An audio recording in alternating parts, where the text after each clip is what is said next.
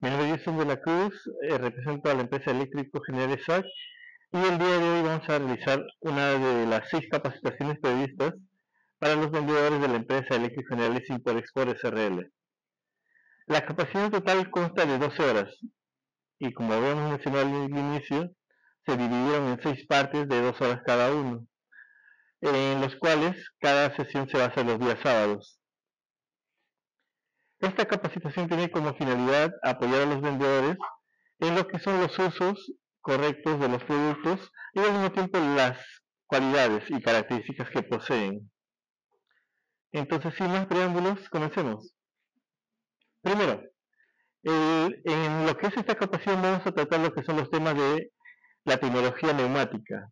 En tecnología neumática nos referimos desde el inicio, que es tratamiento de aire, hasta el término final, que son los circuitos neumáticos. Si en algún momento ustedes tienen alguna duda o consulta, pueden hacerla y gustosamente se les estará apoyando. Entonces, empecemos. Primero, la neumática viene a ser la tecnología del tratamiento y uso del aire comprimido. Pero, ¿cómo es que se trabaja con el aire comprimido? Previamente, para eso tenemos que tener aire. Y como ustedes sabrán, no importa dónde vayamos, siempre vamos a encontrar aire. Lo único que necesitamos para poder trabajarlo es un compresor que nos va a permitir obtener el aire del medio ambiente y generarle una presión. Es decir, obtenemos el aire del medio ambiente y lo comenzamos a compactar cada vez más y más. Pero acá entra también un término físico que es de los gases. Cuando nosotros compactamos, ¿qué es lo que ocurre? Aumenta la presión y también aumenta la temperatura.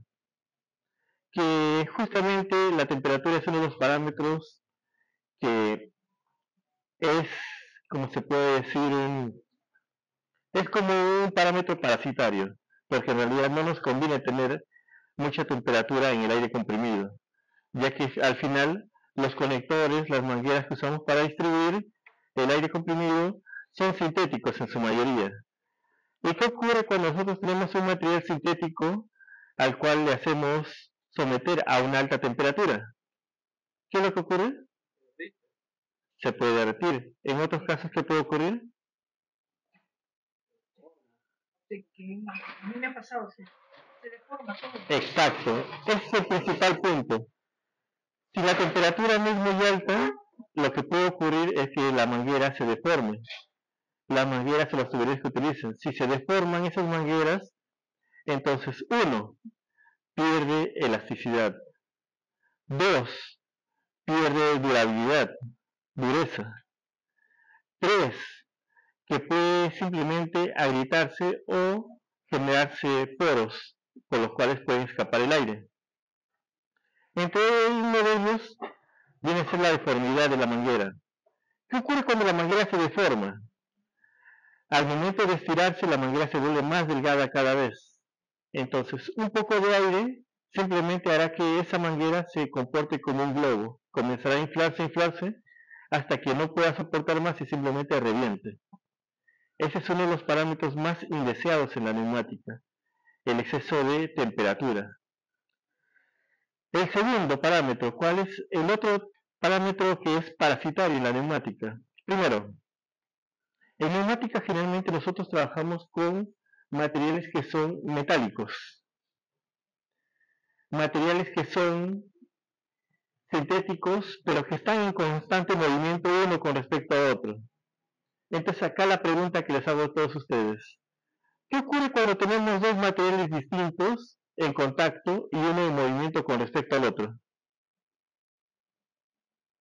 ¿Qué ocurre si nosotros tenemos dos materiales? Por ejemplo, imagínense este control remoto.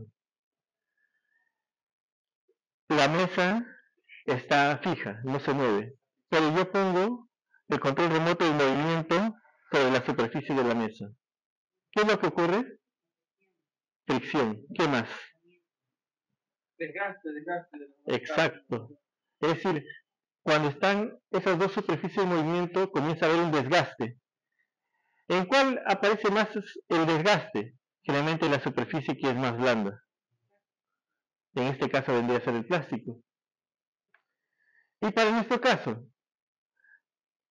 todas las válvulas que se fabrican en neumática, sin excepción, contienen sellos que son de materiales sintéticos.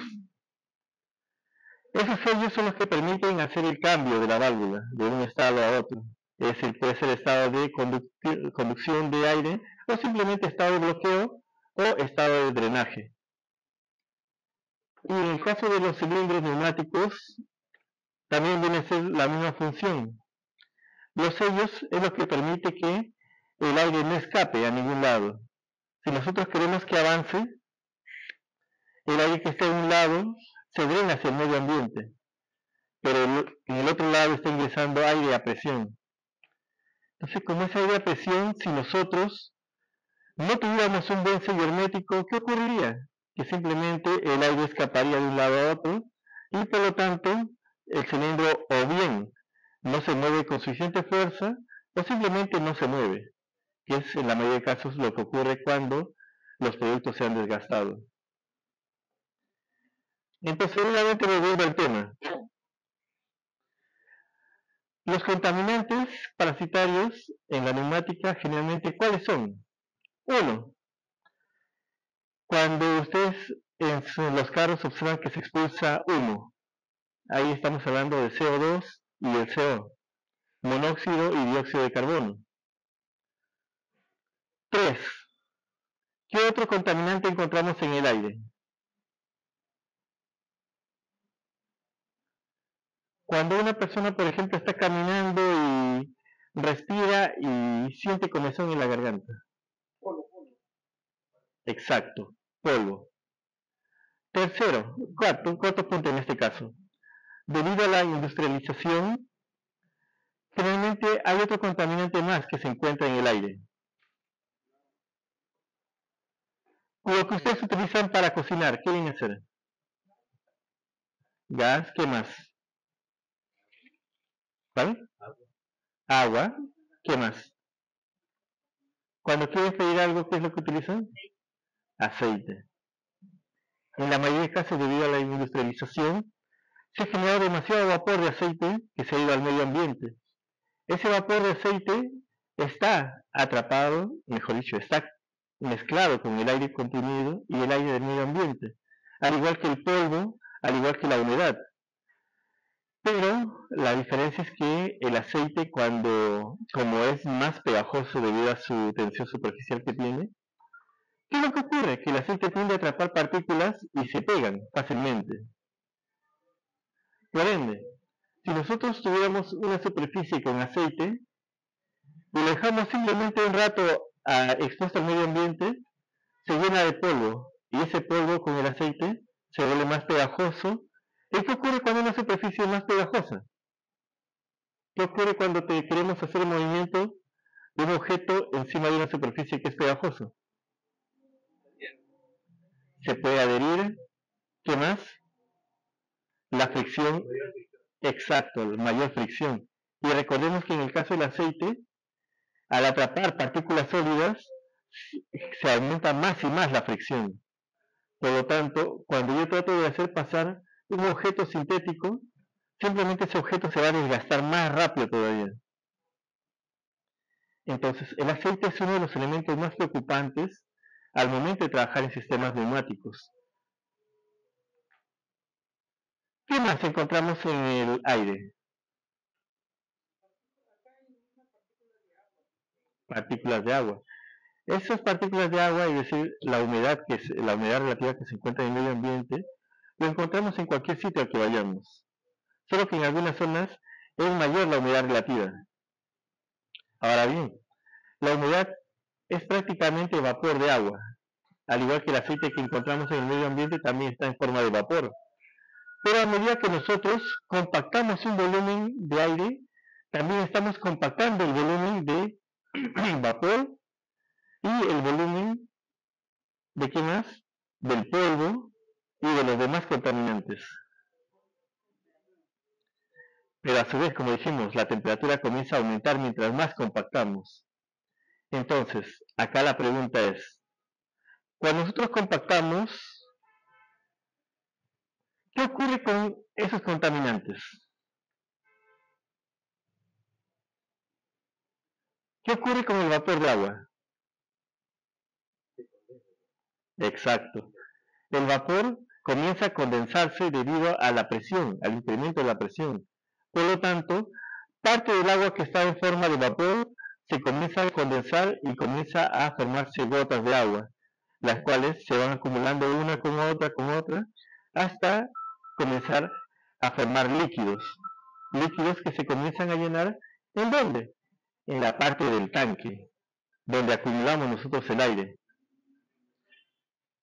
Pero a su vez, cuando nosotros compactamos también el aire, estamos compactando el aceite. Y recuerden que el aceite es más fácil que pueda atrapar las partículas sólidas.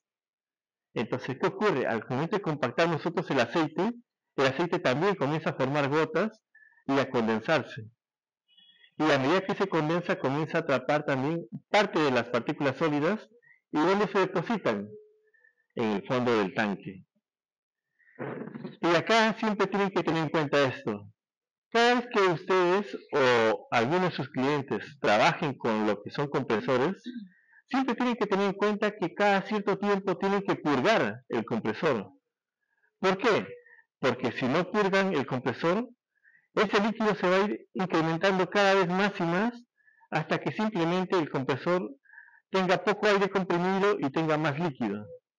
Y cuando eso ocurre, todo el líquido que tenga acumulado, incluyendo las partículas sólidas, con el aceite y el agua, no van a poder ser más retenidos y van a comenzar a circular a través del sistema neumático. Es decir, a través de la unidad de mantenimiento, a través de la manguera, a través de las válvulas, llegando hasta los cilindros.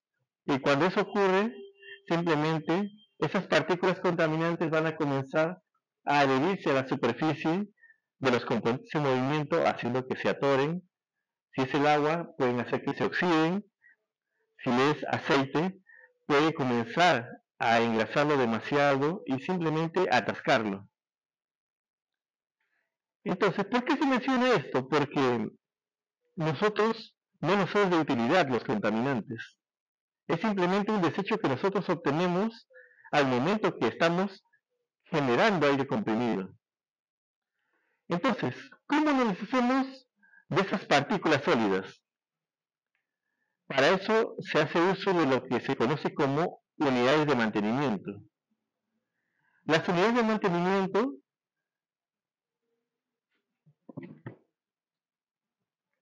son las unidades que nos permiten hacer la limpieza o mejora de la calidad del aire comprimido. Para eso las unidades de mantenimiento básicas constan de 3 etapas: el filtro, el regulador de aire, en este caso el regulador de presión de aire comprimido, y el lubricador. Pero de estas 3 etapas hay 2 que son más importantes, que son el filtro y el regulador. El lubricador no es tan necesario en la mayoría de industrias, dependiendo de la calidad de aire que uno necesite. Si se trata de una industria de soldadura o de mecanizado, el lubricador es esencial porque los cilindros ejercen fuerza para hacer sus trabajos. Generalmente son para compactar, para moldear o simplemente para deformar algo. Pero cuando hablamos de industria farmacéutica, por ejemplo, en industria farmacéutica o industria alimentaria, son industrias limpias y por lo tanto se necesita una calidad de aire mucho mayor. Y como habíamos mencionado al inicio, el aceite es un contaminante. Por lo tanto, si usáramos nuevamente aceite en esos sistemas, estaríamos contaminando un sistema que tiene que ser totalmente limpio. Por ende, el lubricador solamente se utiliza dependiendo del sistema al cual nosotros vamos a utilizar. Si vamos a utilizar un sistema de mecanizado, el lubricador es importante. ¿Por qué? ¿Por qué es importante el lubricador en una industria de mecanizado?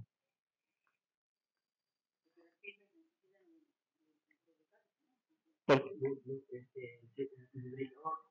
tiende a lo que es duplicar los componentes para que menos fricción de gas. Exacto. El lubricador permite disminuir la fricción entre los componentes en movimiento. Pero para eso recordemos, el aceite también tiene una alta tensión superficial, lo cual hace que se adhiera fácilmente cualquier contaminante. Por ende,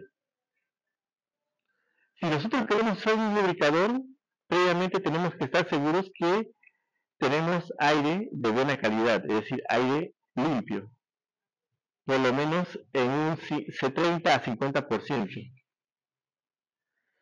¿Por qué? Porque si nosotros tuviéramos una calidad de aire malo y encima le colocamos el lubricador, simplemente a través de la manguera, a través de los conectores, a través de las válvulas, va a pasar el aceite y también cualquier partícula de suciedad que se le pegue, simplemente haciéndolo colapsar más rápido todo el sistema neumático. Por eso siempre es primordial que el lubricador que se utilice previamente tiene que estar acompañado de una unidad de mantenimiento, que son los filtros y los reguladores en esencial. Ahora bien, el porqué del regulador de presión. Cuando nosotros trabajamos, por ejemplo, vamos a hacer una analogía. Ustedes cuando quieren inflar un globo, ¿qué es lo que hacen? Soplar, ¿cierto? Ya. ¿Y cómo saben ustedes cuánto es lo que tienen que soplar en el globo?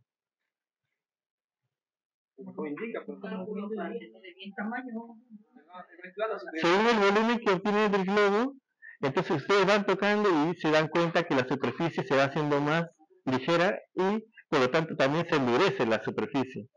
Entonces con eso ustedes determinan el globo ya está casi en su tope.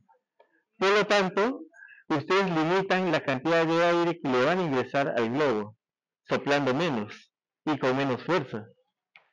Lo mismo ocurre en el sistema neumático.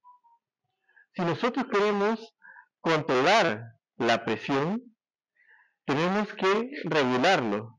¿Por qué? Porque si no controlamos la presión, puede ocurrir lo siguiente.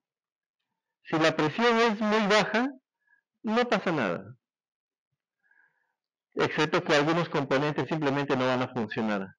Si la presión es demasiado alta, simplemente la fuerza de la presión que genere la presión sobre la manguera va a ser tan alta que la manguera va a salir prácticamente disparado y con ello va a destrozar también los conectores. Por eso es que nosotros regulamos la presión para evitar que la presión sea demasiado alta como para destruir los conectores y la manguera. Recordemos el efecto que hemos dicho. Cualquier plástico se puede considerar como si fuera un globo. Si tú le aumentas la presión, entonces, como cualquier plástico, se va a comenzar a inflar, hasta que llegue a su tope y simplemente revienta. Entonces, ese es uno de los puntos que nosotros debemos de tener en cuenta al momento de regular la presión. En algunos casos, dependiendo del tipo de industria al que ustedes utilicen, es un accesorio extra lo que son las válvulas de seguridad manual o válvulas on-off. ¿Por qué se dice que es un elemento extra? No siempre es necesario. Bueno, últimamente debido a que algunas personas tienden a hacer empresas en sus propias casas, en sus propios domicilios, es de que este tipo de elementos son más usuales. ¿En qué consiste una válvula de seguridad on-off? A diferencia de una válvula normal que ustedes simplemente deslizan, la válvula de seguridad on-off es un poco más duro de activar. Aparte de que tiene una mayor dureza para poder hacer la activación, posee también un candado de seguridad, el cual permite que solamente la persona encargada pueda operarlo. Es decir, la persona encargada viene, quita el seguro y luego activa la válvula y con eso permite el paso del aire. De esa manera evitamos que si hubiera algún infante o algún menor en una casa, en una empresa, puedan hacer una activación del sistema neumático y posiblemente generar daños, tanto a la persona como a los productos que se puedan utilizar. Como les digo, no es tan necesario dependiendo, uno, de si los operarios son personas capacitadas o son personas que simplemente juegan con los productos. Si es una persona capacitada, nunca va a intentar accionarlo cuando la máquina no debería estar trabajando. Si es un operario que es un trabajador capacitado, no va a estar regulando a cada rato la presión sin ningún motivo. Estas medidas de seguridad generalmente son para personas que están entrando a un área que no les corresponde.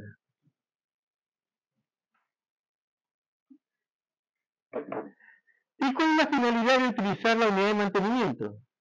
La unidad de mantenimiento tiene como finalidad darnos una calidad de aire que permita trabajar con un sistema neumático para hacer un proceso como lo que vemos acá en la pantalla, por ejemplo.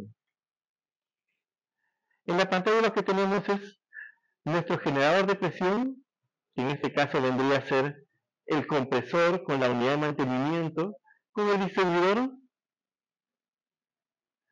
y los conectores que vendrían a ser las mangueras neumáticas hacia las válvulas. ¿Para hacer qué? Para hacer un movimiento de un sistema neumático como el que vemos acá. Activamos la válvula y observamos cómo hace el cambio. Es decir, la calidad de aire comprimido que estamos obteniendo es simplemente para poder hacer que todos nuestros sistemas, nuestros circuitos neumáticos puedan trabajar, y no solamente trabajar, sino que funcionar a largo plazo.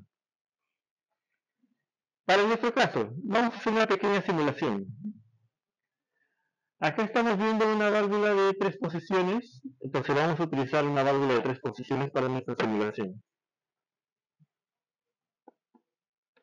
Vamos a quitar algunos componentes para que no puedan chocar mientras hacemos la prueba de los productos. Entonces, vamos a quitar y observen la facilidad con la que se pueden mover los componentes. Pero ojo, tengan en cuenta lo siguiente. Este solamente es un módulo de entrenamiento. En la industria real, ustedes no van a estar facultados de poder sacar y poner un cilindro tan fácilmente. Porque dependiendo del trabajo que va a hacer el cilindro podría ser un cilindro mucho más grande. Si digamos es un cilindro de diámetro de 100 milímetros, esos cilindros no bajan de 2 kilos de peso. Si habláramos de un cilindro de 250 de diámetro, esos cilindros no bajan de los 5 kilos a 10 kilos de peso. Esos son los pesos aproximados.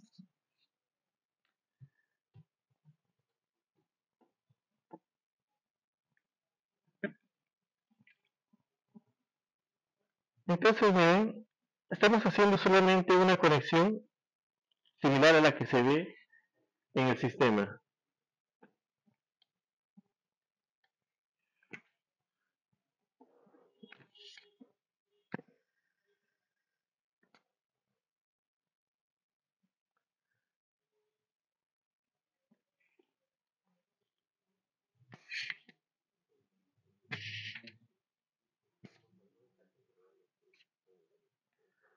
Es decir, lo mismo que hemos hecho aquí en el sistema lo estamos replicando en el módulo de entrenamiento. Hacer una conexión neumática es simple cuando uno ya adquiere cierto nivel de experiencia. Pero no quiere decir que sea imposible. Como ustedes verán, ¿en cuánto tiempo ha tomado armar este circuito? ¿Duró 1 minuto? ¿O menos de 1 minuto? Entonces, como verán, armar un sistema neumático es más simple e incluso toma mucho menos tiempo que armar una simulación.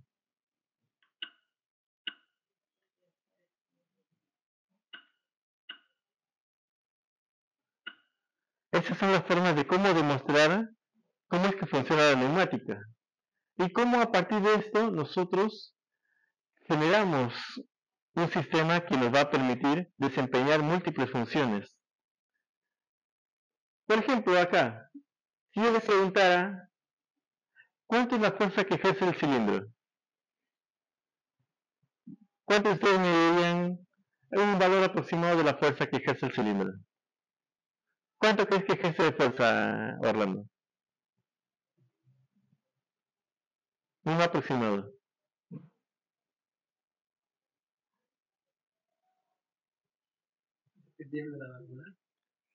No, depende del cilindro en este caso.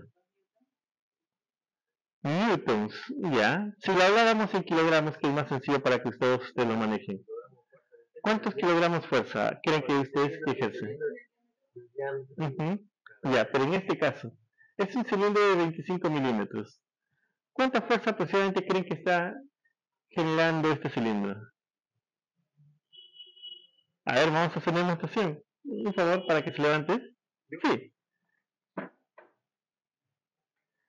Trate de compactar el cilindro, usted con las manos, usando las dos manos.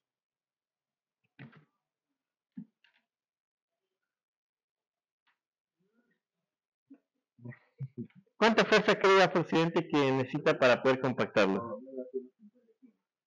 Ya, a ver. Usted. Sí.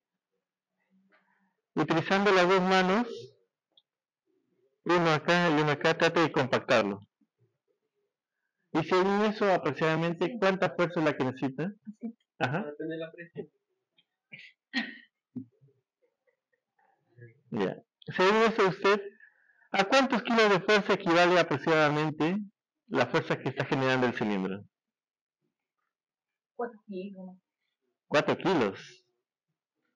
Ya, ¿usted cuántos kilos de fuerza aproximadamente piensa que está generando? Sí. Ajá. Ya. A ver, más tú. Levántate para que indiques un aproximado.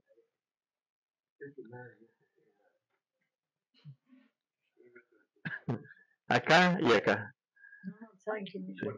Ajá. 100 kilos. Ay, no. Ya. ¿Cuánto crees? 70 kilos de repente. Ya. En realidad está ejerciendo una fuerza de cerca de 35 kilos. Ajá. Yo iba a decir 40, dije. Entonces, este es un valor aproximado para que ustedes se den cuenta cómo el aire comprimido puede ayudarnos. Simplemente con pocos dispositivos a mover una carga bien pesada.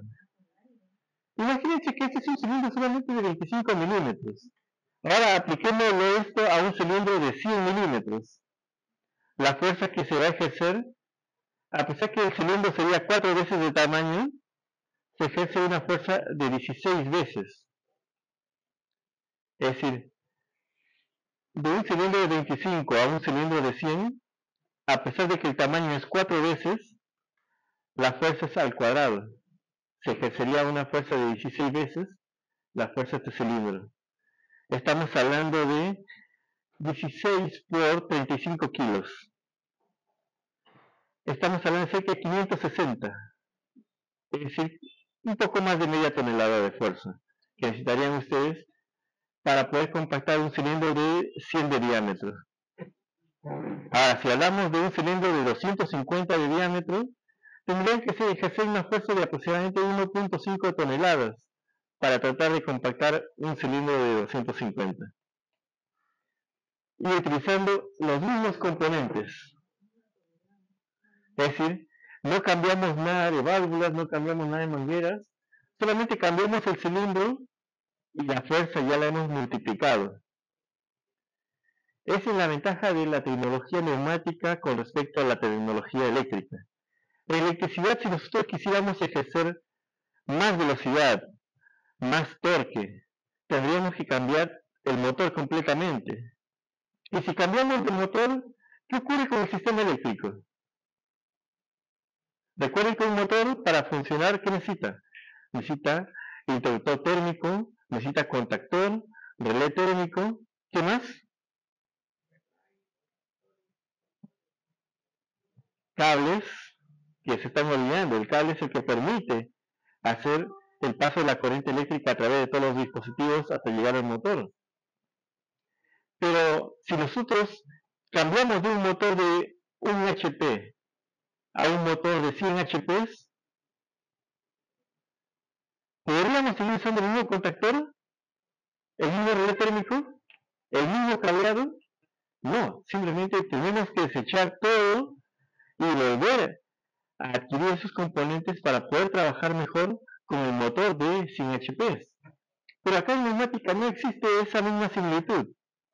Acá simplemente tú quieres ejercer más fuerza.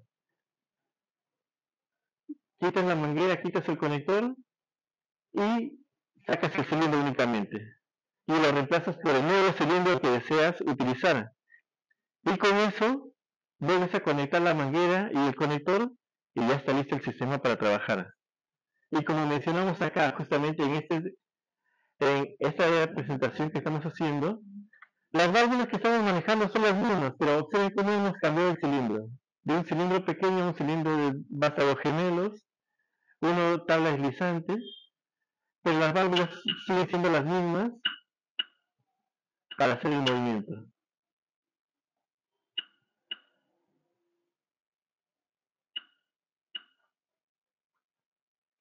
Entonces, como verán, la ventaja neumática es de que yo no requiero cambiar todos mis componentes cuando quiero aumentar la fuerza que voy a ejercer. Ya sea inicialmente, digamos, que compré el cilindro para solamente aplastar moldes. Pero resulta que ahora mi empresa es mucho más grande y en vez de moldes de plástico, ahora quiero aplastar latas de aluminio para hacer reciclaje. Una lata de aluminio tiene una fuerza mayor, una resistencia mayor que el plástico. Por lo tanto, necesito un cilindro mucho más grande. Entonces, si fuera el caso de electricidad tendría que botar todo, pero no. En neumática yo dejo mi unidad de mantenimiento, dejo mi compresor, dejo mi válvula, dejo mis mangueras, cambio el cilindro, uno más grande y ya puedo aplastar aluminio. Quiero hacer perforación de placas de acero. Elijo un cilindro más grande todavía y con eso puedo perforar acero, puedo doblar acero, puedo cortar acero. Entonces, ese es nuestro principal punto de neumática. Pero nuevamente, recalquemos el siguiente punto. Si nosotros queremos trabajar con neumática, necesitamos una calidad de aire que nos permita que nuestros productos puedan trabajar a largo plazo.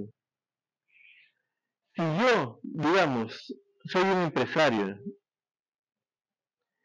y quiero que mis productos puedan durar 1 año o 2 años, tengo que darle las condiciones para que sean duraderos, ¿cierto? Pero ahora bien, si, digamos, por simplemente tacañería o por ser demasiado rápido, resulta que, digo, la unidad de mantenimiento me cuesta demasiado, mejor saco la manguera, lo conecto directamente a la válvula. Y va a funcionar, el circuito neumático va a funcionar. Pero ¿cuál es el inconveniente? Que al haber quitado la unidad de mantenimiento, todo el aire comprimido que viene del ambiente, es decir, aceite, agua, polvo, tierra, incluso parte de algunas piedras también que puedes encontrar al momento de que estás trabajando, todo eso se va a pasar a través del aire comprimido y a través de la manguera y va a llegar a todo el sistema. Y simplemente cuando una partícula cortante llega a los sellos, se cortan los sellos y el aire ya no se puede contener y simplemente comienza a pasar de un lado a otro y el cilindro ya no se va a poder ni mover siquiera. Cuando ustedes le dicen cuánta fuerza está ejerciendo, resulta que ustedes hasta con la mano lo pueden mover. ¿Por qué? Porque los sellos se desgastaron tanto que ya no es hermético. Y por lo tanto, con una pequeña fuerza, el cilindro decayó. Entonces, ¿cómo nosotros aseguramos que la unidad de mantenimiento que estamos eligiendo es la correcta? ¿Cómo nos aseguramos de esto? Para eso nosotros tenemos que utilizar los sistemas de filtrado. Los filtros nos permiten elegir la calidad de aire que nosotros querramos tener. ¿Cómo?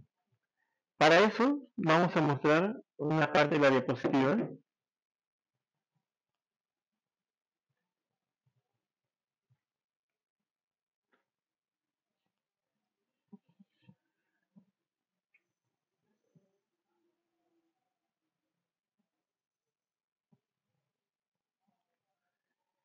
En las unidades de mantenimiento, en la parte del filtro, el filtro tiene múltiples objetivos de trabajo. El primero de ellos es permitir que el agua se condense, que el vapor de aceite también se condense. Pero eso va a depender del tipo de filtro que usemos. En un momento lo vamos a explicar.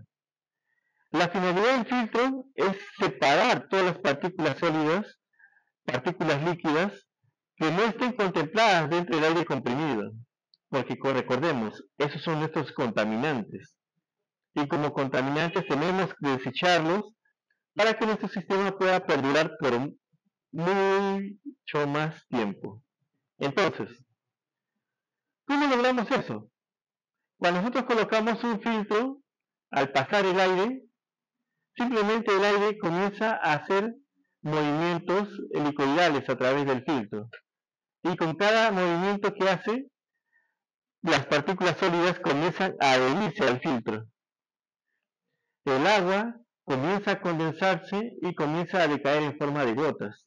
Si se trata de aceite, el aceite se va a comenzar a pegar al filtro. Y simplemente de esa manera se va a hacer la limpieza. Ese sería lo normal, ¿cierto? Hacemos pasar el aire, llega al filtro, cae el agua, las partículas de aceite y las sólidas son retenidas por el filtro y luego sale el aire limpio. Qué fácil, ¿cierto? Pero resulta que en la práctica ningún filtro es eficaz al 100%, ni tampoco son eternos. Si nosotros tenemos un ambiente muy contaminado, entonces el compresor va a reflejar ese ambiente contaminado. ¿Cómo? Mandando también toda esa contaminación hacia el filtro. Y el filtro, ¿qué es lo que va a hacer? Va a tratar de bloquear todos esos contaminantes. Pero acá yo les pregunto a ustedes un detalle, a ver si me dejo entender. ¿Cuántos de ustedes han trabajado con telas? Con tul, con malla. La mayoría de ustedes conocen lo que son las telas, el tul y las mallas, ¿cierto? Ya. El tul se puede considerar como que fuera una malla bien fina. Entonces, si ustedes utilizan simplemente un tul, si utilizan una malla, ustedes agarran un puñado de tierra, lo tiran a la malla y va a haber una cantidad de tierra que va a pasar al otro lado. Pero van a haber piedras más grandes que van a rebotar simplemente o que se van a quedar atrapadas. Y lo que va a haber al otro lado es partículas más finas, ¿cierto? Ahora imagínense que en vez de esa malla simplemente ponemos el tul. Agarran nuevamente un puñado de tierra, lo arrojan y la mayoría de las partículas son bloqueadas y lo que va a pasar es mucho más fino. Va a tener prácticamente arena fina. El procedimiento acá es similar. Ustedes con el filtro lo que van a hacer es retener partículas sólidas que sean más grandes que el grado de filtrado. Si por ejemplo el filtro es de 40 micras, ¿qué quiere decir? Que partículas mayores o iguales, mayores a 40 micrómetros, simplemente van a ser atrapados o simplemente van a rebotar y va a caer. ¿Dónde va a caer? Pues al depósito. Y las partículas que sean más finas, ¿qué va a ocurrir? Exacto. Las partículas que sean más finas que el filtro simplemente van a seguir la trayectoria del aire comprimido y van a salir nuevamente con el aire comprimido. Entonces, esa es la forma como trabaja el filtro. Pero resulta que después de un tiempo, así es como empieza el filtro, como ustedes ven acá, limpio, limpio, pero cuando ustedes ya lo están trabajando, después de un tiempo comienza a amarillarse. ¿Por qué? Porque el aceite y los contaminantes se han adherido a la superficie y por lo tanto se va oscureciendo cada vez más y más. Acá para que ustedes observen cómo es un filtro que ya ha sido trabajado.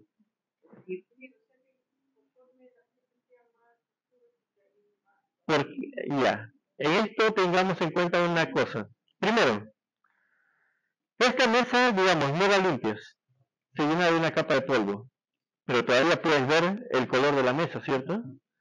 Pero dejas una semana y la cantidad de polvo que se va a acumular va a ser mayor y por lo tanto al tener más espesor de polvo, ¿qué va a ocurrir? El color va a cambiar. Ya no vas a notar tan fácilmente el color de la mesa. Dejas un mes, la cantidad de polvo que se habrá sentado es tan grande que va a comenzar a oscurecerse ese polvo debido a la capa gruesa que hay, que ya no vas a notar ni siquiera el color de la mesa. Y a medida que más y más y más polvo se va acumulando, se va a oscurecer cada vez más y más. Hasta que llega un momento en que simplemente vas a notar una gran capa gruesa de color negro simplemente. Y negro grisáceo. Y lo mismo ocurre con esa unidad de mantenimiento. Como verán ahí por el color, ya se darán cuenta que ha sido utilizada esa unidad de mantenimiento.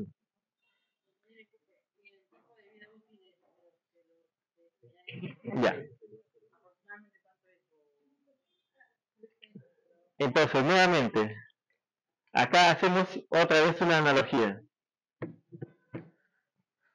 Si ustedes acá dejan que el polvo se siente, ¿qué va a ocurrir? Inicialmente, simplemente lo limpian y no pasa nada.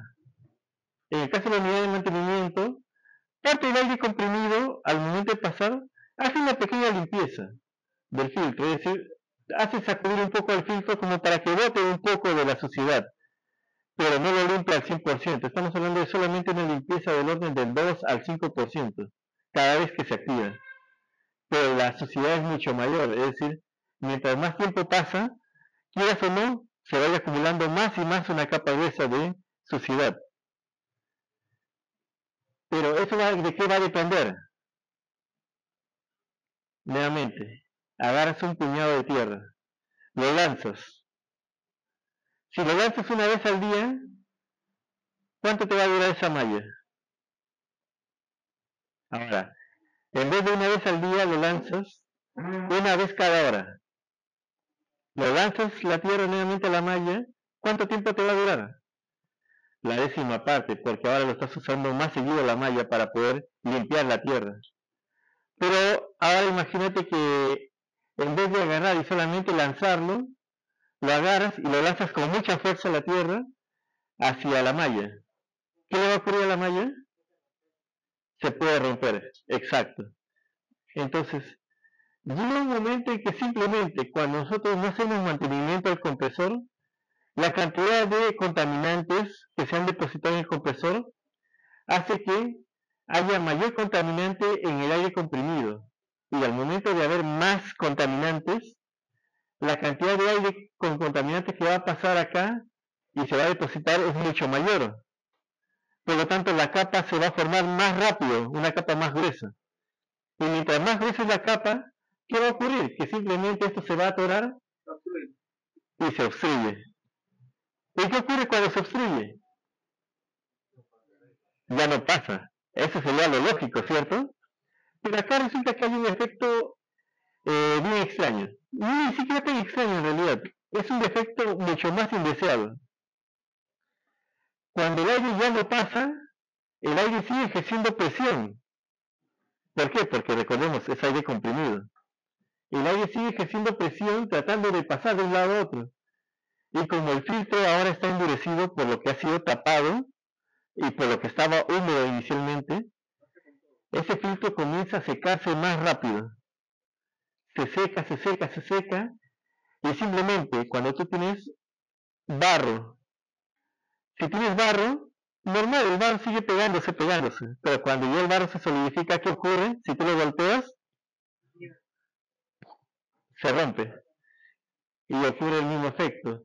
esto de acá, el filtro se comienza a secar cada vez más con esa capa, y mientras más se seca, se endurece un poco más, y cuando llega el aire comprimido con una buena presión, simplemente le da el golpe y el filtro se rompe, se parte.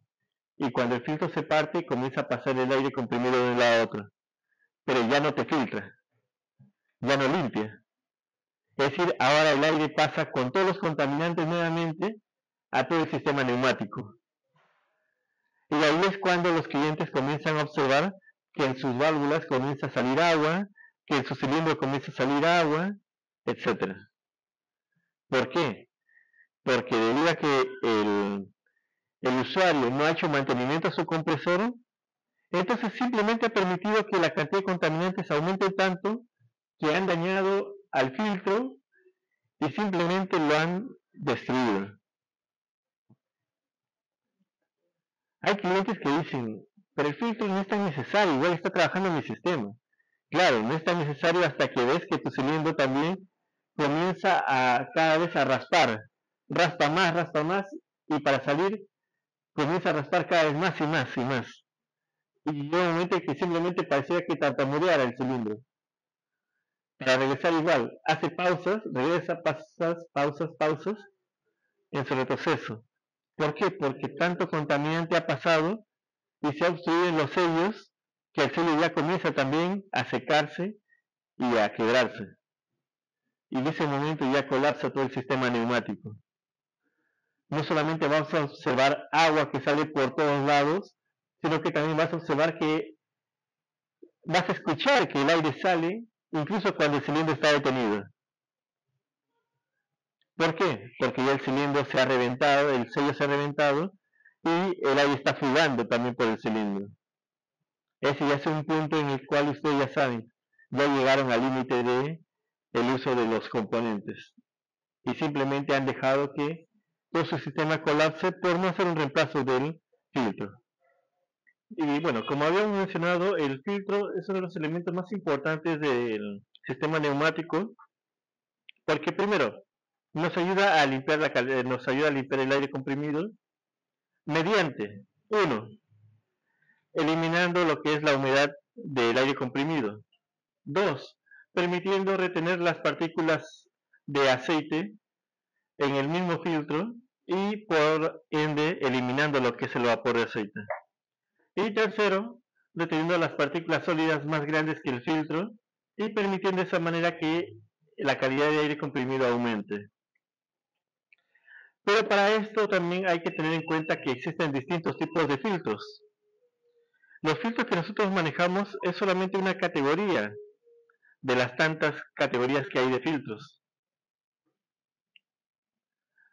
Por ejemplo, los filtros de fibra, los filtros de carbón activo, los filtros electrostáticos y los filtros EPA. Cada uno de esos filtros tiene... Ahí están la lista. Filtros de fibra, de carbón activo, electrostáticos y EPA. Cada uno de ellos tiene sus propias ventajas. Y bueno, por el nombre de fibra ya se habrán dado cuenta. Nuestras unidades de mantenimiento están en la categoría de lo que es filtros de fibra. Las que ven acá de celulosa. Todos los filtros de fibra tienen estas mismas características. Estos filtros de fibra generalmente son buenos para atrapar lo que son gotas, líquidos. Gotas de agua, gotas de aceite y partículas sólidas. Pero lamentablemente es muy malo cuando se trata de vapor. Si es que aún existe vapor dentro del sistema neumático, lamentablemente no lo puede atrapar fácilmente. Eso es justamente los filtros de fibra. O sea, puede eliminarte el aceite, pero siempre y cuando esté en forma líquida. Y como habíamos mencionado, al momento que nosotros comprimimos el aire, parte del agua se condensa, parte del aceite se condensa, pero no totalmente. Siempre queda un remanente de vapor de agua y un remanente de vapor de aceite. Y lamentablemente cuando está todavía en su forma de vapor, no puede ser eliminado en su totalidad por los filtros de fibra. Pero las gotas que sí puede eliminar son aquellas gotas que ya son en forma de líquido y que, como habíamos dicho antes, las gotas de aceite se van pegando y pegando cada vez más al filtro, y mientras más gotas y más suciedad se pega al filtro, se comienza a formar una capa que inicialmente es amarillenta por lo que es el mismo aceite, y mientras más capa se forma, se va oscureciendo más. Y cuando ya está totalmente oscurecido, con una capa negra, generalmente ahí es cuando comienza a producirse lo que es el endurecimiento del filtro. Es decir, es como cualquier tela. Si ustedes, la tela simple de la ropa que ustedes utilizan, lo ensucian, un momento va a estar, como se llama, todavía flexible la tela, pero cuando se seca la tela se comienza a endurecer. ¿Por qué? Uno, es por el mismo sudor de la persona. Dos, es por el ambiente contaminado por el cual uno va. Y eso hace que se pegue a la tela fácilmente. Y como habíamos mencionado, cuando está mojado todavía el polo o cuando está húmedo, no lo van a notar porque sigue siendo flexible.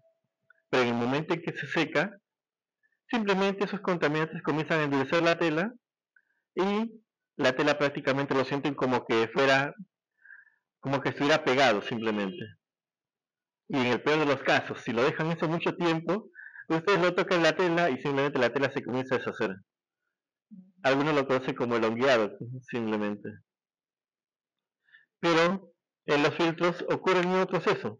Se va formando capa tras capa y cuando ya se endurece, simplemente un pequeño golpe de parte del mismo aire comprimido y se cuartea y simplemente se resquebraja el filtro. Y cuando ocurre eso, simplemente el filtro ya no permite retener ninguna partícula. Entonces, una vez que el filtro se destruye, todo el aire que entra es el mismo aire que sale, con todo el contaminante. Pero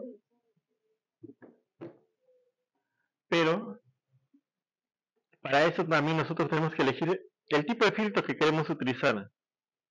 Generalmente los filtros que más se utilizan en los compresores como prefiltro son los filtros de fibra.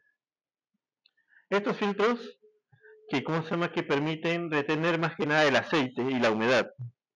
Como hemos dicho, aceite, pero en forma líquida, humedad en forma líquida.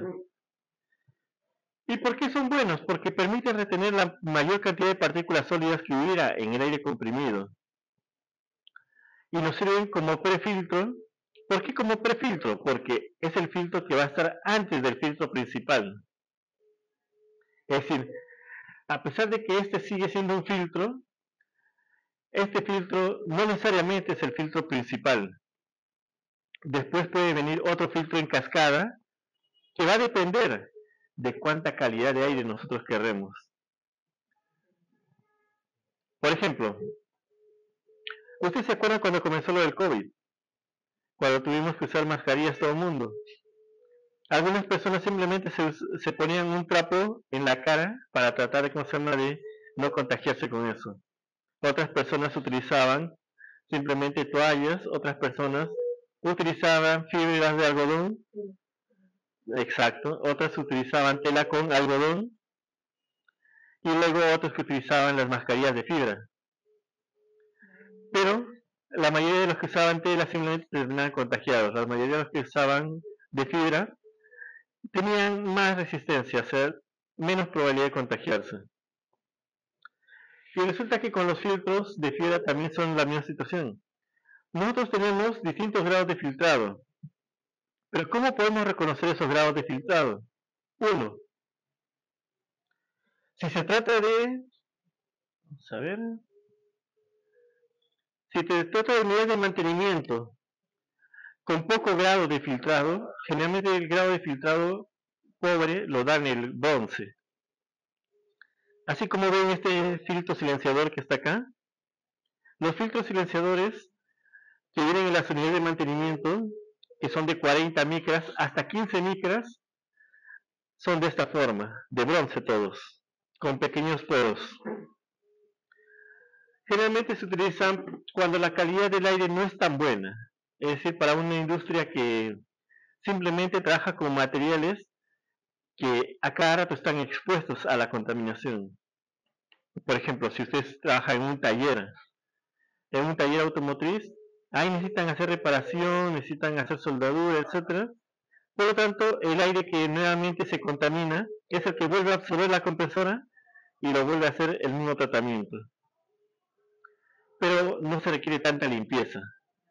En esos casos sí pueden usar el de 40 hasta 15 micras, los filtros de bronce. Pero ahora nos vamos a un poco más lejos. Queremos trabajar en una industria, por ejemplo, la industria textil. La industria textil está un poco más allá de lo que es la industria metalúrgica y de mecanizado. Ahí, debido a que las telas que se trabajan tienen que estar limpias, se trabaja con un grado de pureza mayor, donde no se puede utilizar lubricantes. En esos casos, se trabajan con filtros que son del orden de las 10 hasta 0.3 micras. Ahí son los que se utilizan los filtros, exacto, hasta 0.3 micras son los de fibra. Los filtros de fibra, como habíamos mencionado, nos permiten retener múltiples partículas, pero no los vapores. Y debido a que son malos con los vapores, es que simplemente nos ayudan bastante con el proceso de prefiltrado. Pero acá hay un inconveniente. Primero, si tú quieres pasar de un filtro grueso, si tú quieres tener un filtrado fino en tu aire, no puedes pasar directamente a colocarle un filtro fino. Porque si tú haces eso, si tú colocas el filtro fino directamente a un compresor, lo dañas en poco tiempo. ¿Por qué? Nuevamente volvemos al ejemplo de la malla y del tul. Si tú a la malla le echas tierra, va a seguir sirviéndote por mucho tiempo. ¿Por qué? Porque las partículas que se retienen son muy pocas, las que rebotan son mayores y las que pasan son pocas. Pero si tú le haces lo mismo al tul le tiras un poco de tierra, esa tierra hasta las partículas finas van a quedar atrapadas y por lo tanto se va a tapar más rápido. Y la cantidad que vas a tener al otro lado de arena fina es mucho más pequeña. Entonces, con unos pocos puñados que tú le tires de tierra al tul, en poco tiempo ya lo has tapado completamente y ya no te va a permitir el paso de más arena, ¿cierto? Con los filtros que son semifinos ocurre la misma situación. Si tú de frente le haces pasar el aire comprimido que viene del compresor con todos los contaminantes, el filtro a ser semifino, es decir, un filtro intermedio, va a colapsar en poco tiempo, se va a atorar en poco tiempo y le va a pasar los mismos procedimientos que habíamos mencionado. Es decir, se va a tapar esto rápido, se va a secar rápido, se va a endurecer rápido y se va a destruir rápido. ¿En cuánto? En tiempo de pocos días o incluso en pocas horas, dependiendo del caudal de sus compresores. Si es un compresor pequeño como el que está acá, un filtro de 5 micras te puede durar tranquilamente un mes de trabajo las 24 horas. Si es un filtro de tornillo, este filtro no te va a durar ni siquiera un día completo antes de colapsar. Entonces, ¿qué se hace en esos casos? Cuando nosotros queremos un grado de filtrado mucho mayor, comenzamos a trabajar en cascada. ¿Qué significa trabajar en cascada? Pones un filtro grueso, en este caso entre 15 y 40 micras, que son los de bronce, y luego de la salida de ese filtro grueso pones otro filtro, que sería el filtro, en este caso el filtro intermedio, que está entre 0.3 y 5 micras, que son los filtros de fibra. Y con eso nosotros mejoramos la calidad de aire. Pero, nuevamente tenemos un problema, que estos filtros permiten que pase el vapor, de agua, vapor de aceite. Y generalmente, con el vapor, ¿qué es lo que también podemos observar que pasa? Por ejemplo, cuando ustedes ponen, ¿cómo se llama?, un plástico a quemarse. Aparte del humo, ¿qué más es lo que pueden notar?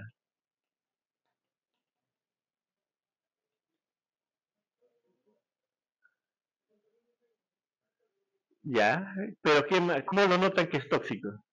Por el color. Por el color, ya, uno, ¿qué más? Por el olor. Exacto. Es el principal problema con los filtros de fibra y los filtros de bronce, que son filtros gruesos y filtros intermedios, que te permite retener partículas líquidas, pero no te permite retener vapores y tampoco olores.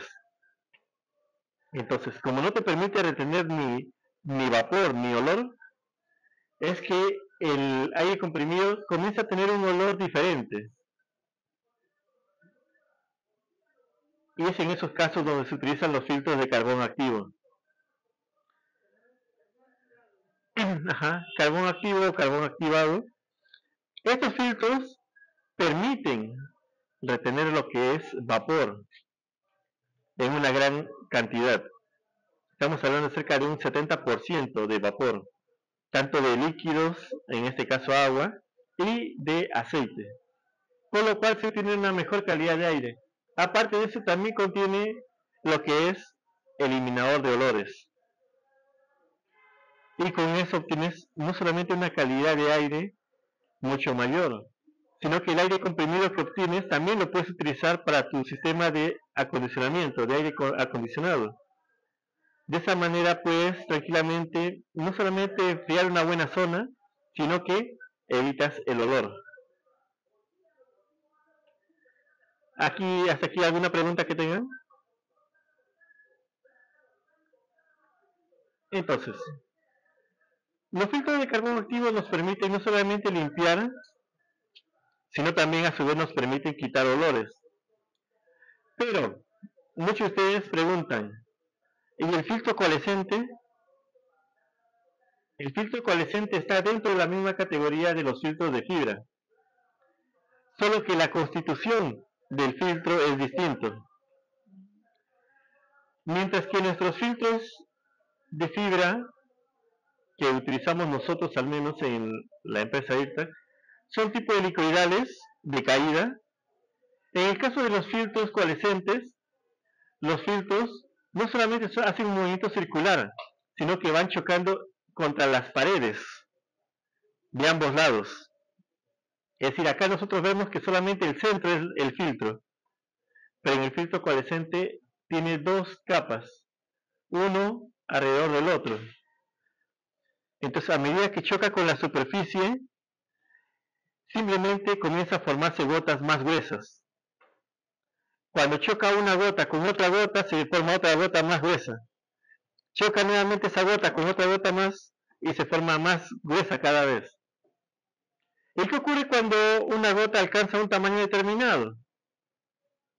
Simplemente por el exceso de peso comienza a caer. Es por eso que los filtros coalescentes son mucho más efectivos al momento de eliminar la humedad, porque simplemente hace el doble de trabajo que un filtro convencional, que un filtro helicoidal convencional, y por ende capta mayor cantidad de humedad y mayor cantidad de aceite, pero aún así no es efectivo contra el vapor.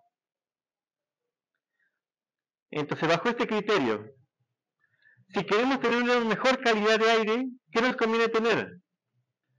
Prefiltro, de filtro grueso.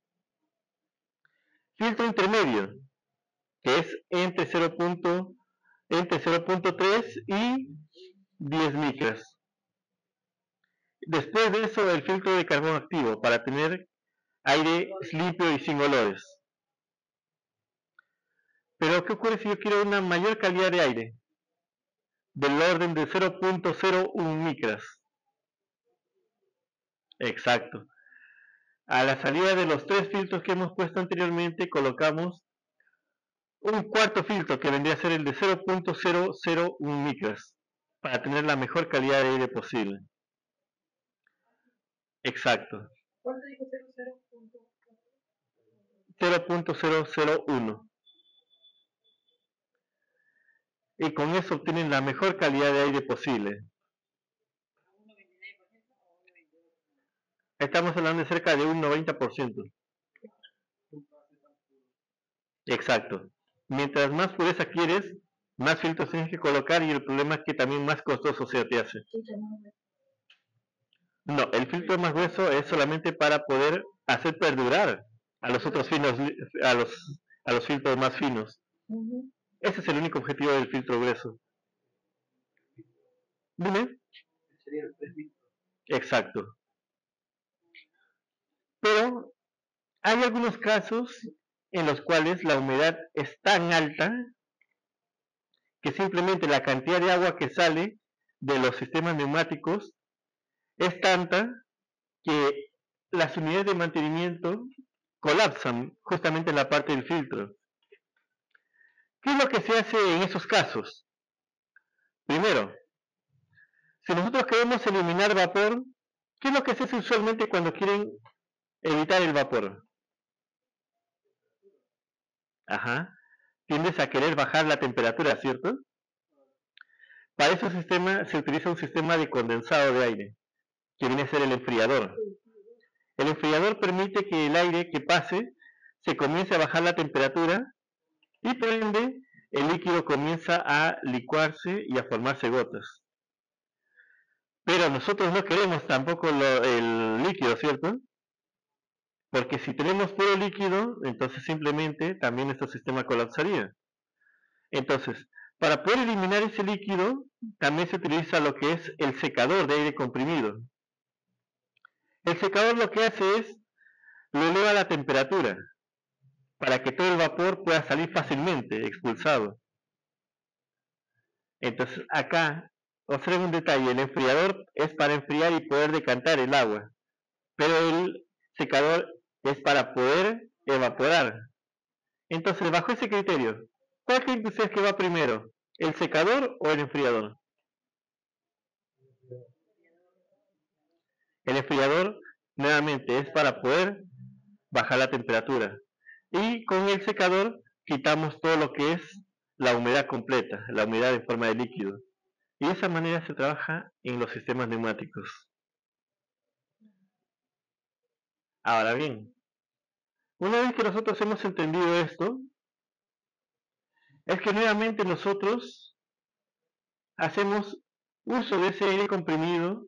¿Para qué? Para poder accionar las válvulas, para poder accionar los cilindros y para poder utilizar las mangueras que nos permiten transportar el aire comprimido. Por ejemplo, como habíamos mencionado, este es un ejemplo de la manguera neumática que se trabaja en los sistemas neumáticos industriales, en laboratorios e incluso también se utilizan en los camiones para los que son los frenos del aire. ¿Cuánta temperatura creen ustedes que aguanta esta manguera? ¿Cuánto? Ajá, exacto, de menos 20. Ustedes que son los vendedores ya se acuerdan de esa información, de menos 20 a 70. Entonces, ¿qué es lo que pasaría si la temperatura sobrepasa los 70? ¿O está cerca de los 70? Se pone Esto, con un poco de calor. Ajá, exacto. Entonces, por ejemplo, a un tubo de plástico para agua, si usted le somete un poco de calor, ¿qué le pasa a ese tubo? Se comienza a torcer y se deforma. Pero una vez que se seca se vuelve más duro todavía que antes. Y al ser más duro es más fácil de quebrarlo y romperlo. En el caso del plástico de las mangueras, recuerden que está trabajando con aire a presión. Si esto se calienta, entonces ese calor va a hacer que esto se debilite, se haga más delgado su espesor. Y por lo tanto, con la presión del aire, esto va a comenzar a formarse como un globo. Se va a hinchar, hasta el mismo momento que simplemente va a reventar. Por eso es que el uso de los enfriadores nos permite evitar ese efecto. Y nuevamente, Para poder culminar la parte de lo que son las unidades de mantenimiento, porque la siguiente etapa vamos a comenzar con las válvulas. El segundo punto viene a ser los reguladores de presión. El regulador de presión es quien nos permite regular la presión de entrada. ¿Pero cómo? Esto de acá es como si fuera un dimmer. Si ustedes utilizan el dimmer con su iluminación, ¿qué es lo que hace? Varía la intensidad de iluminación de los focos, ¿cierto? Acá en el caso del regulador lo que hace es, cuando yo giro, lo que hago es regular cuánto es la presión de aire que va a llegar a mi sistema neumático. Pero ¿para qué quiero regular yo la presión de aire? ¿Cuál es el propósito de regular la presión? Entonces miren, tenemos acá una presión de 40 psi, 40 libras por pulgada cuadrada. Y miren que es difícil comprimirlo. Ahora, yo le disminuyo una presión de 20 psi. Es mucho más fácil de poder, compactar, ¿no? Más fácil. La fuerza disminuye. ¿Por qué? Porque mediante la presión es que el cilindro lo convierte esa presión en fuerza. Por lo tanto, si la presión disminuye, la cantidad de fuerza que ejerce el cilindro es mucho menor y por lo tanto es más fácil de compactarlo. Si yo sigo bajando la presión, va a llegar un momento en que simplemente ya no va a poder tener fuerza. Ahora, ustedes se preguntarán, si yo he bajado la presión a 0, ¿por qué el cilindro sigue teniendo tanta fuerza?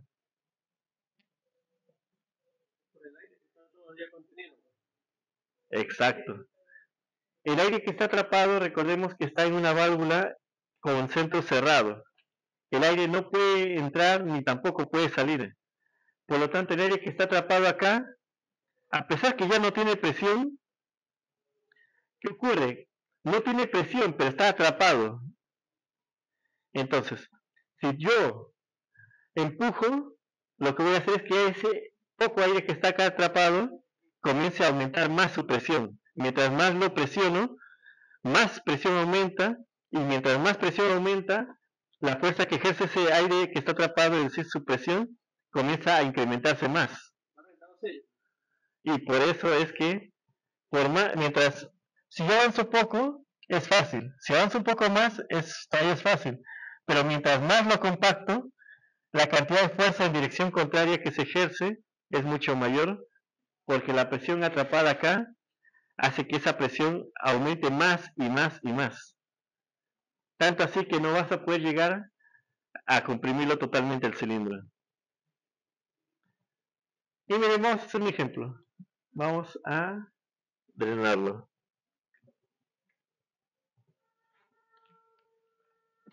Nuevamente.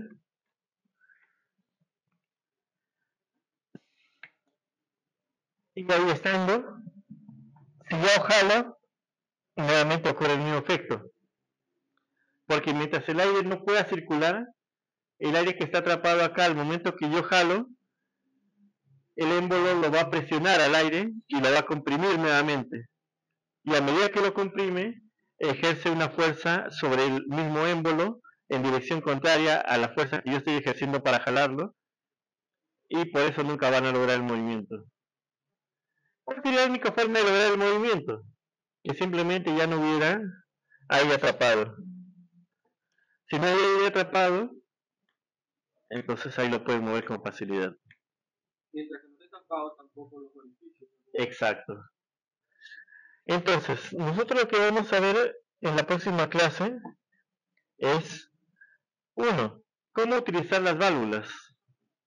2. Cómo utilizar las válvulas para poder comandar los actuadores. Pero, para poder terminar en este asunto lo que son las unidades de mantenimiento, porque hasta ahorita yo he visto que todo el mundo me ha dicho, está bien, está ok, todo lo que son las unidades de mantenimiento. Pero, ¿por qué acá hay una manguera gruesa y acá hay una manguera delgada?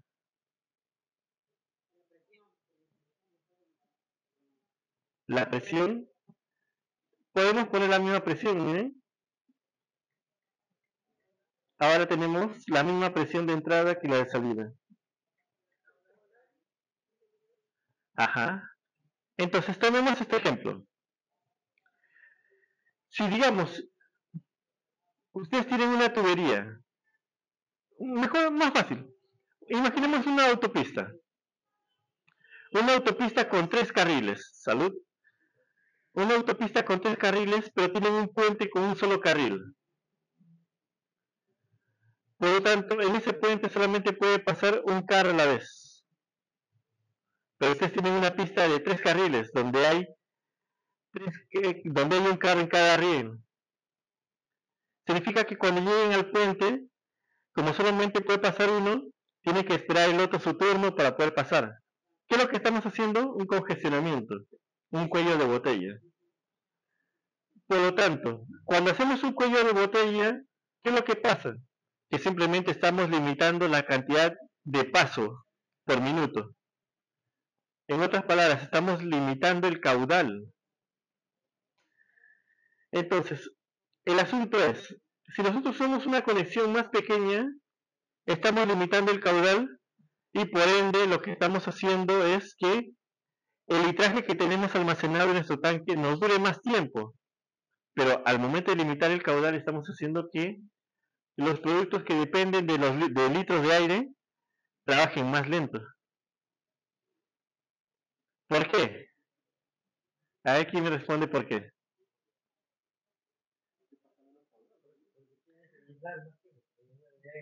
Exacto.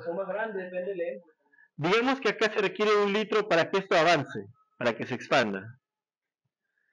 Si yo acá tengo 2 litros por minuto con esta manguera, pero con esta manguera tengo medio litro por minuto, entonces, al momento en que yo paso a una manguera pequeña, estoy limitando a medio litro por minuto.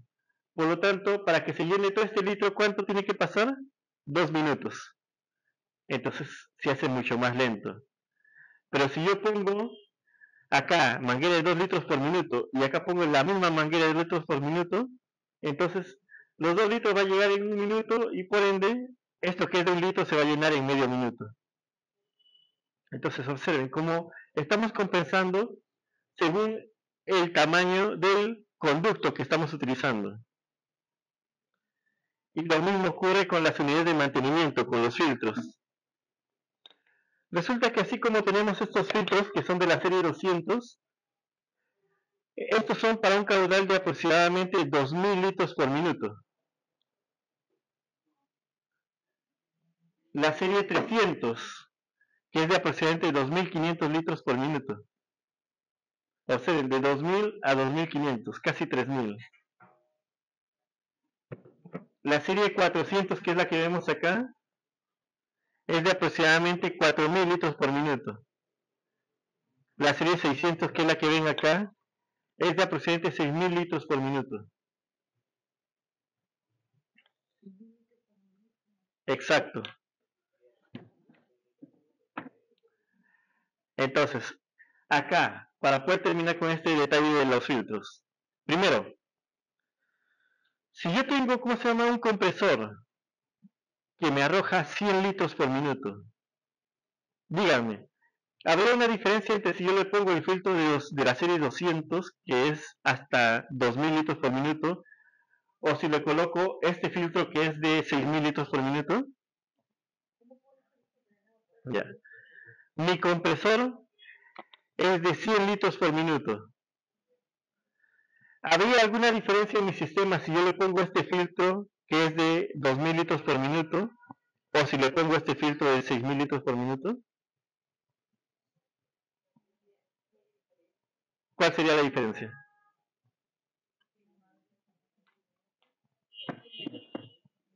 A ver, su compañera Magda dice que sí habría diferencia, porque el grande es de 6000 litros. A ver, ¿quién me responde? Otra. ¿Ya por qué?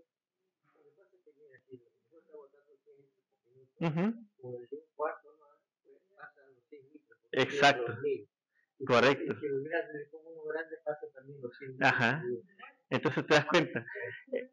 El filtro no te da el caudal. El filtro lo que te hace es te permite pasar hasta un cierto litraje sin que se forme cuello de botella. Pero si acá hay 100 litros, este que es de 2000 no va a tener problemas. Ese que es de 6000 tampoco va a tener problemas. Va a pasar todito los 100 litros. Pero, si tu compresor fuera, digamos, de 2500 litros por minuto, y tú le pones el de 2000, te va a permitir solamente hasta los 2000. Los 500 restantes sí te los va a formar cuello de botella, y por lo tanto, a partir de acá va a pasar solamente 2000. Por lo tanto, ahí hay una saturación.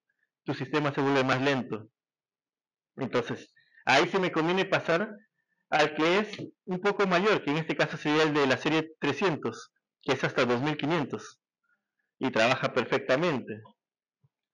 Pero si mi compresor fuera un compresor de tornillo, esos industriales que son para minas, que son de cerca de 10.000 litros por minuto, si le pongo un compresor de tornillo de 10.000 litros por minuto a este filtro que es de 2.000 litros por minuto, uno, estaría disminuyendo el caudal drásticamente y haciendo que todo mi sistema se vuelva mucho más lento.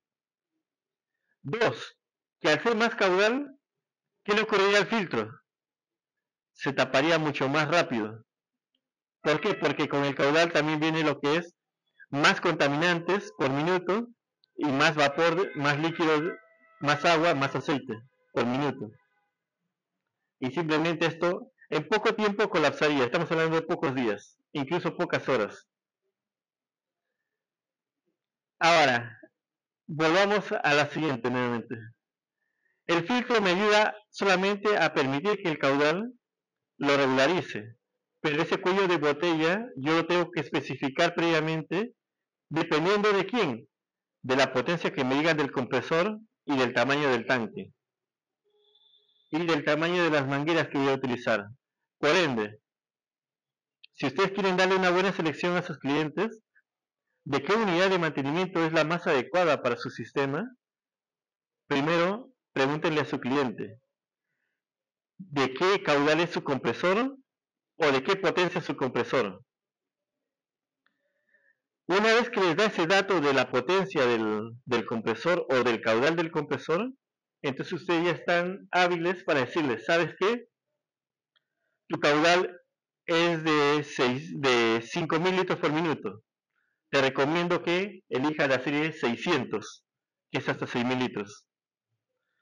No, yo estoy trabajando con una compresora solamente para hacer mi